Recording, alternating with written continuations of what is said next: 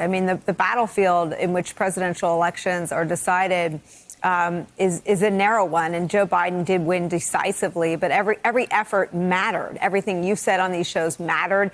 Every investigative report Phil Rucker's byline was on mattered. Everything people learned about this president's attacks on the government he led mattered, because Donald Trump, I think if we got something wrong, it was the degree to which Donald Trump and his echo chamber succeeded in selling their lies. And I guess based on the success of their ability to sell lies, this seems like the most dangerous one of all, that he didn't actually lose. It is the most dangerous one of all, because it is taking, as you said, a wrecking ball to the cornerstone, free and fair elections. People have to believe in the rule of law in this country, which he's done damage to.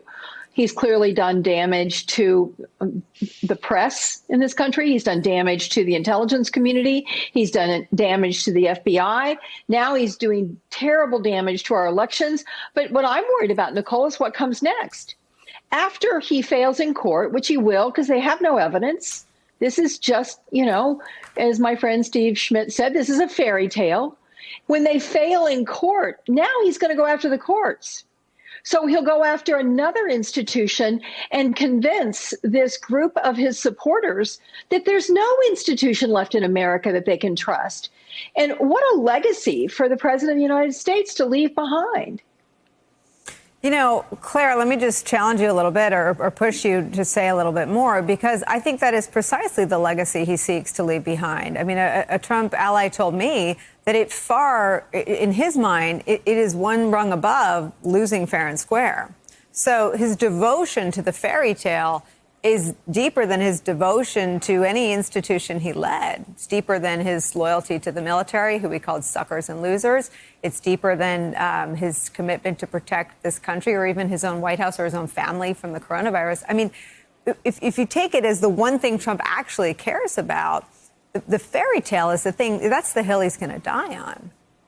It is the hill he's going to die on. And what's astounding to me is that his supporters, look at North Carolina. It was just called for Trump and for the Republican senator. They kept counting votes after Election Day. I've heard not a peep about fraud today. Look at Arizona. He keeps gaining votes in Arizona. Nobody's talking about fraud in Arizona. The only place they talk about fraud is where he didn't win. It is absolutely so plain. It just common sense tells you how silly this is.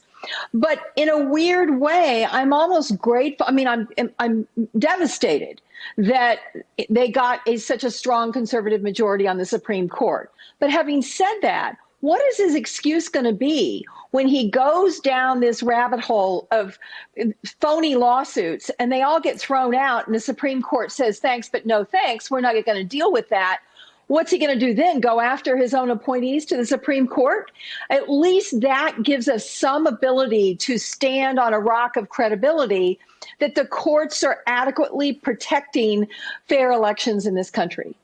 Hey there, I'm Chris Hayes from MSNBC. Thanks for watching MSNBC on YouTube. If you want to keep up to date with the videos we're putting out, you can click subscribe just below me, or click over on this list to see lots of other great videos.